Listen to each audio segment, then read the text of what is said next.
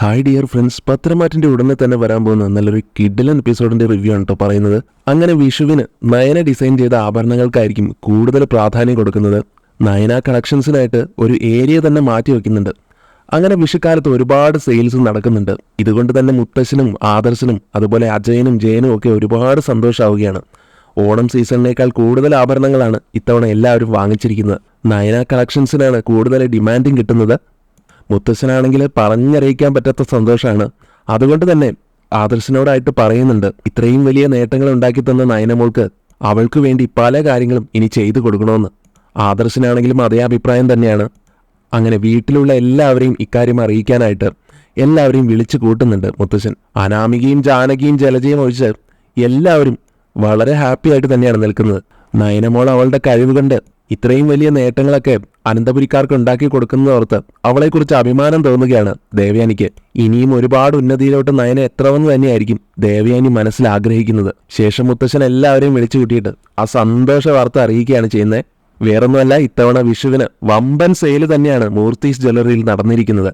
എല്ലാ ബ്രാഞ്ചിലും ചോദിച്ചു വരുന്നത് നയന ഡിസൈൻസിന്റെ ആഭരണങ്ങളാണ്. മോള് പുതിയതായി ഡിസൈൻ ചെയ്ത് ഒരുപാട് ആഭരണങ്ങളാണ് വിറ്റഴിഞ്ഞു പോയിരിക്കുന്നത്. എന്തായാലും അതിന്റെ എല്ലാം ക്രെഡിറ്റ് നയനമോൾക്ക് തന്നെയാണ്, അതിൽ യാതൊരു സംശയവുമില്ല. ഈ ഒരു കാര്യം അറിഞ്ഞ് എല്ലാവർക്കും വളരെയധികം സന്തോഷമാവുകയാണ്. നയനയെക്കുറിച്ച് എല്ലാവർക്കും അഭിമാനം തോന്നുകയാണ്. എന്നാൽ അനാമികയും ജലജയും ജാനകിയും ഒക്കെ അവർക്ക് തീരെ ഇഷ്ടപ്പെടുന്നില്ല ഇതൊന്നും. അവർ അസൂയയോടെയാണ് ഇതിനെല്ലാം വീക്ഷിക്കുന്നത്. ആ മൂന്നെണ്ണത്തിന്റെയും മനസ്സിൽ നയനയോട് തീർത്താൽ തീരാത്ത ദേഷ്യം തന്നെയായിരിക്കും അപ്പോഴും. എന്തായാലും മുത്തശ്ശന്റെ ഈ പ്രശംസയെല്ലാം കേട്ടുകൊണ്ട് നയന പറയുന്നുണ്ട്, എനിക്കങ്ങനെ എല്ലാ ക്രെഡിറ്റും ഒന്നും തരണ്ട മുത്തശ്ശ. ഞാൻ എൻ്റെ മനസ്സിൽ തോന്നുന്ന ഓരോ ഡിസൈൻസ് ഒക്കെ വരയ്ക്കുന്നു, അത്രയല്ലേ ഉള്ളൂ. അതിന് മാത്രം വലിയ കാര്യമായിട്ടൊന്നും ചിന്തിക്കേണ്ട. എന്നാൽ മുത്തശ്ശൻ പറയുന്നുണ്ട്, മോൾ ഇങ്ങനെയേ പറയുള്ളൂ എന്ന് എനിക്കറിയാം. അതാണ് മോളുടെ മഹത്വം എന്ന് പറയുന്നത്. എന്നാൽ മോളൊന്ന് മനസ്സിലാക്കണം, മോളുടെ ഈ കഴിവ് ലോകം മൊത്തം ഇപ്പൊ അറിഞ്ഞിരിക്കുകയാണ്.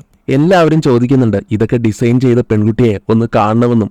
ഒരുപാട് ഓഫറുകളാണ് ഓരോരുത്തരും മോൾക്ക് വേണ്ടി നിരത്തി വെച്ചിരിക്കുന്നത്. കോടികളാണ് അവരൊക്കെ മോൾക്ക് ഓഫർ ചെയ്യുന്നത്.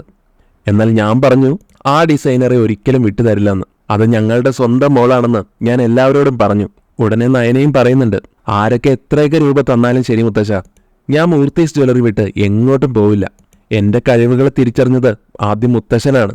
അങ്ങനെയല്ലേ എനിക്ക് ഇങ്ങനെ ഒരു അവസരം കിട്ടിയത്. അതുകൊണ്ട് ആ മുത്തശ്ശനെയൊക്കെ വിട്ട് ഞാൻ എങ്ങോട്ട് പോകാനാ. അനാമികയ്ക്കാണെങ്കിൽ ഇതൊന്നും തീരെ പിടിക്കുന്നില്ല.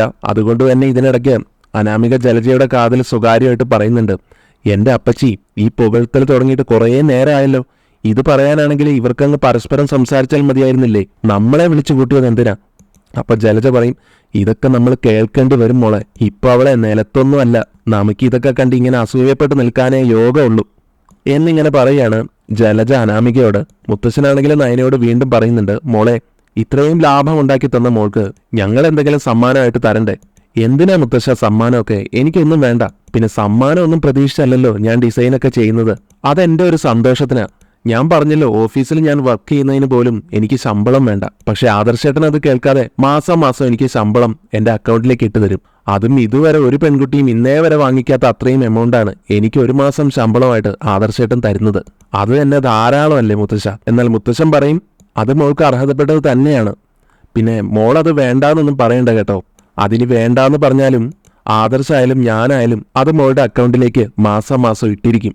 ഇതെല്ലാം കേട്ട് കണ്ണു തള്ളിയാണ് നമ്മുടെ ജലജയും അഭിയും അനാമികയും ഒക്കെ നിൽക്കുന്നത്. അതിനുശേഷം മുത്തശ്ശൻ വേറൊരു കാര്യം പറയാണ്, ഇത്തവണ 1000 കോടിയുടെ ബിസിനസ്സാണ് നടന്നിരിക്കുന്നത്. അതുകൊണ്ട് തന്നെ മോളുടെ അക്കൗണ്ടിലേക്ക് ഇനിയും കുറച്ചുകൂടെ പൈസ വരും. ഒരു 100 കോടി മോളുടെ അക്കൗണ്ടിലേക്ക് ഞാൻ ഇടാൻ പോവുകയാണെന്ന് കൂടെ മുത്തശ്ശൻ പറയുമ്പോൾ നയനയ്ക്ക് അതൊന്നും കേട്ടിട്ടും സന്തോഷമുണ്ടെങ്കിലും നയന പറയുന്നുണ്ട്, അതൊന്നും വേണ്ടെന്ന്. എനിക്ക് ഈ പൈസയോടോ ആഭരണങ്ങളോടോ ഒരു പ്രിയവുമില്ല. പിന്നെ എന്തിനാ മുത്തശ്ശ. പക്ഷെ മുത്തശ്ശൻ പറയും, മോളിനി എന്തൊക്കെ പറഞ്ഞാലും ആ പൈസ മോളുടെ അക്കൗണ്ടിലേക്ക് വരും. അത് മോൾക്കുള്ളതാണ്. ആ ലാഭത്തിന്റെ ഒരു പങ്ക് മോള് വാങ്ങിച്ചില്ലെങ്കിൽ അത് മുത്തശ്ശന് വലിയ സങ്കടമായിരിക്കും. മോൾക്കത് ആവശ്യമില്ലെങ്കിലും മോളുടെ അക്കൗണ്ടിൽ ആ പൈസ കിടന്നോട്ടെ. ഇനി എന്തെങ്കിലും മോൾക്ക് ആ പൈസ ആവശ്യം വരുന്നെങ്കിൽ അപ്പൊ എടുക്കാമല്ലോ. മുത്തശ്ശൻ നയനയ്ക്ക് 100 കോടി കൊടുക്കാൻ പോകുന്നെന്ന് അറിയുന്നതും അനാമികയും ജലജയും ജാനകിയും അഭിയും ഒക്കെ അവരുടെയൊക്കെ ചങ്ക് പൊട്ടുകയാണ് കേട്ടോ ഇത് കേട്ടിട്ട്. എന്തായാലും ഇതെല്ലാം കേട്ടുകൊണ്ട് നിൽക്കുന്ന ദേവയാനിക്ക് പറഞ്ഞറിയിക്കാൻ പറ്റാത്ത സന്തോഷമാണ് തോന്നുന്നത്. ദേവയാനിയാണെങ്കിലും നയനെ സമ്മതിക്കാത്തത് കാണുമ്പോൾ പറയുന്നുണ്ട്, അതെന്താ അച്ഛാ ഇവള് വാങ്ങിക്കാത്ത. ഇവള് ചെയ്ത ജോലിയുടെ പൈസ മാസം മാസം ഇവള് വാങ്ങിക്കുന്നുണ്ട്. അതുപോലെ തന്നെയല്ലേ ഇതും. ഇവള് ചെയ്തു എന്നതിന്റെ ഒരു ലാഭം ഇവൾക്ക് കൊടുക്കുന്നതില് എന്താ ഇത്ര വലിയ തെറ്റ്? ആദർശാണെങ്കിലും പറയുന്നുണ്ട് നയനയോട്. അതെ നയനെ, മുത്തച്ഛൻ പറഞ്ഞാൽ ശരി, അമ്മയും പറഞ്ഞല്ലോ. അതുകൊണ്ട് നീ ആ പണം സന്തോഷത്തോടു കൂടി സ്വീകരിക്കണം. അതെന്തായാലും നിന്റെ അക്കൗണ്ടിലോട്ട് വരും. അതിന് നീ വേണ്ട എന്ന് പറഞ്ഞാലും അത് ഞങ്ങൾ ഇട്ടിരിക്കും.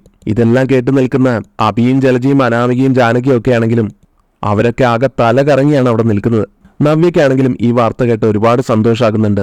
നവ്യ വന്നിട്ട് നയനയോട് പറയുന്നുണ്ട്, മോളെ നീ ഭാഗ്യം ചെയ്ത പെൺകുട്ടിയാ.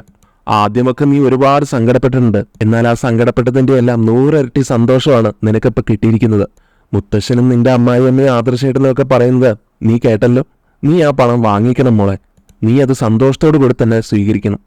അങ്ങനെ പറയുന്നുണ്ട് നവ്യയും. അങ്ങനെ മുത്തശ്ശൻ പറയാണ്, മോളുടെ ഉയർച്ചയിൽ ഏറ്റവും കൂടുതൽ സന്തോഷിക്കുന്ന ഈ മുത്തശ്ശനും മുത്തശ്ശിയാണ്. എന്തായാലും നമുക്ക് ഈ ഒരു കാര്യം ഇതൊന്ന് ആഘോഷിക്കണം. അതിന് മോളുടെ അച്ഛനോടും അമ്മയോടും കൂടെ ഇങ്ങോട്ട് വരാൻ വേണ്ടി പറയണം. അച്ഛനും അമ്മയും മാത്രമല്ല, നന്ദുവിനോടും കൂടി വരാൻ പറയണം. നമുക്കിതൊരു ആഘോഷമാക്കി മാറ്റണം. എന്നാൽ ഇത് കേൾക്കുന്ന അനാമിക മനസ്സിൽ വിചാരിക്കുന്നുണ്ട്, ഓ ഇനിയിപ്പോൾ അവറ്റകളുടെ ഒരു കുറവും കൂടെ ഇവിടെ ഉള്ളൂ.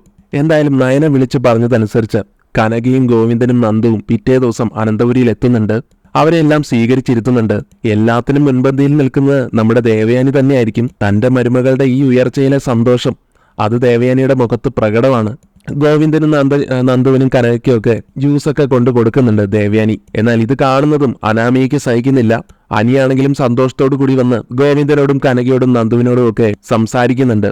നന്ദുവിനാണെങ്കിൽ ഇപ്പൊ അനിയെ കാണുമ്പോഴേക്കും ഒരു പ്രത്യേക സ്നേഹമൊക്കെ തോന്നി തുടങ്ങുന്നുണ്ട്. അനാമികയുമായിട്ട് അനിക്ക് ഇപ്പോഴും പൊരുത്തപ്പെടാൻ കഴിയുന്നില്ലെന്നും അവര് തമ്മിൽ ഭാര്യാഭർത്തൃ ബന്ധമൊന്നുമില്ല എന്നും നന്ദുവിനെ അറിയുന്നത് കൊണ്ട് തന്നെ അനാമികയ്ക്ക് തോന്നുകയാണ് ഇനി ഇവള് കൂടുതൽ അനിയുമായിട്ട് അടുക്കുമോ എന്ന്. എന്തായാലും അവരുടെ മുന്നിലേക്ക് അനാമികയും വരുന്നുണ്ട്. അനാമികയെ കാണുമ്പോഴത്തേക്കും കനകൻ ചോദിക്കുന്നുണ്ട്, എന്താ അനാമിക മോളെ, മോൾക്ക് സുഖമല്ലേ? എന്നാൽ അനാമിക ദേഷ്യത്തോടെ എടുത്തടിച്ചുകൊണ്ട് മറുപടി കൊടുക്കുകയാണ്, ഓ എന്റെ സുഖം തീർക്കാനാണോ നിങ്ങൾ ഇങ്ങോട്ട് വന്നത്? നിങ്ങൾ ആദ്യം നിങ്ങളുടെ മകളെ നേർവഴിക്ക് നടത്ത്. എനിക്ക് സുഖവും സമാധാനവും കിട്ടണമെങ്കിലേ നിങ്ങളുടെ മോള് ഈ വീട്ടിലേക്ക് വരരുത്. അതൊരിക്കലും ചെയ്യാതിരിക്കുന്നില്ലല്ലോ. എന്റെ ഭർത്താവിനെ കറക്കിയെടുക്കാൻ വേണ്ടി ഇവളിപ്പോഴും നടക്കുമല്ലേ? അതുകൊണ്ട് ഇവളെ പറഞ്ഞൊന്ന് ഉപദേശിക്ക്, ഇനി എന്റെ ഭർത്താവിനെ ഇങ്ങോട്ട് കാണാൻ വരരുതെന്ന് പറഞ്ഞിട്ട്. എന്നാലേ എനിക്ക് സുഖവും സമാധാനവും കിട്ടൂ. ദേവയാനിക്കാണെങ്കിലും ശരിക്കും ദേഷ്യം വരുന്നുണ്ട് അനാമികയോട്. അനാമികെ, നീ എന്തൊക്കെയാ പറയുന്നേ? വീട്ടിലോട്ട് വന്നവരോട് ഇങ്ങനെയൊക്കെയാണോ സംസാരിക്കുന്നത്? അപ്പൊ അനാമിക പറയും, അല്ല വല്യമ്മേ, ഇവൻ എപ്പോ ഇവളെ കണ്ടാലും ഒരുമാതിരി നോട്ടവും സംസാരവും ഒക്കെയാ. ഇതൊന്നും ഞാൻ ശ്രദ്ധിക്കുന്നില്ലെന്നാണ് ഇവന്റെ വിചാരം. ഇവനെ കാണാനായിട്ട് ഇവളാണെങ്കിൽ ഓരോ കാരണങ്ങൾ പറഞ്ഞ് ഇങ്ങോട്ട് വരികയും ചെയ്യും. എന്നാൽ ഇതിനിടയിൽ കയറി നന്ദു പറയുന്നുണ്ട്, ദേ അനാമികെ, ഞാൻ നിന്റെ ഭർത്താവിനെ കാണാനൊന്നുമല്ല ഇങ്ങോട്ട് വന്നത്. ഞങ്ങളോട് മുത്തശ്ശനും മുത്തശ്ശിയുമാണ് ഇങ്ങോട്ട് വരാൻ വേണ്ടി പറഞ്ഞത്. ഇങ്ങനെയൊക്കെ ആയിട്ടും ഞാൻ അച്ഛനോടും അമ്മയോടും പറഞ്ഞതാണ് ഞാൻ വരുന്നില്ലെന്ന്. ഇവരെ നിർബന്ധിച്ച കാരണം കൊണ്ടാണ് ഇപ്പൊ ഇങ്ങോട്ട് വന്നിരിക്കുന്നത്. ഇനി നിനക്ക് ബുദ്ധിമുട്ടാണെങ്കിൽ ഞാൻ പോയിക്കോളാം. എന്നാൽ ദേവയാനി നന്ദുവിനോട് പറഞ്ഞു കൊടുക്കുന്നുണ്ട്, മോളെ അവൾ അതൊക്കെ പറയും, നീ അതൊന്നും കേൾക്കണ്ട, നീ മൈൻഡ് ചെയ്യണ്ട. അപ്പൊ ഇവരെല്ലാവരും സംസാരിക്കുന്ന ആ സമയത്താണ് മുത്തശ്ശനും മുത്തശ്ശിയും നവ്യയും കൂടെ അങ്ങോട്ട് വരുന്നത്. ഗോവിന്ദനും കനകയും നന്ദുവും എത്തിയത് കാണുമ്പോൾ ഒരുപാട് സന്തോഷമാകുന്നുണ്ട് അവർക്ക്. ഗോവിന്ദൻ നയനയോടായിട്ട് പറയുന്നുണ്ട്, ഈ അച്ഛന് ഒരുപാട് സന്തോഷമായി മോളെ.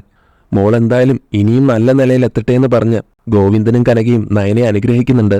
മുത്തശ്ശൻ അവരോടായിട്ട് ഇനി എല്ലാവരും പുറത്തേക്കൊന്ന് വന്നേ, ഒരു കാര്യം കൂടെ ഉണ്ട് എന്ന് പറഞ്ഞ് അവരെല്ലാവരെയും കൂട്ടി പുറത്തേക്ക് പോകുന്നതും ഒരു പുതിയ കാറ് അനന്തപുരിയുടെ വീടിന് മുന്നിൽ വന്ന് അങ്ങനെ നിൽക്കുകയാണ്.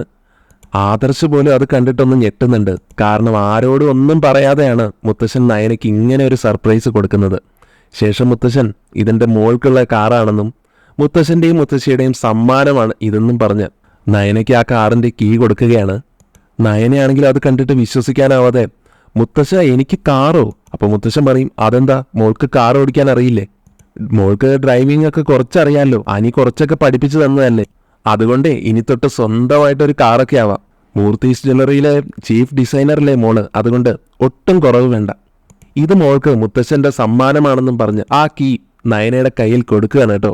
ഇത് കാണുന്നതും ഗോവിന്ദനും കനകയ്ക്കും നന്ദുവിനും നവ്യയ്ക്കും ദേവയാനിക്കും ഒക്കെ പറഞ്ഞറിയിക്കാൻ പറ്റാത്ത സന്തോഷമാണ് തോന്നുന്നത്.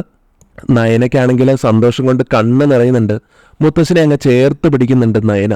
എന്നാൽ ഇതെല്ലാം കണ്ടുകൊണ്ട് നിൽക്കുന്ന ജലജയും അനാമികയും അഭിയും ഒക്കെ അവർക്കൊന്നും ഈ കാഴ്ച കണ്ട് സഹിക്കാൻ കഴിയുന്നില്ല. ദേഷ്യവും വാശിയും അസൂയയും കലർന്ന ഭാവത്തോടെ അവർ നയനയെ തന്നെ നോക്കി നിൽക്കുകയാണ്.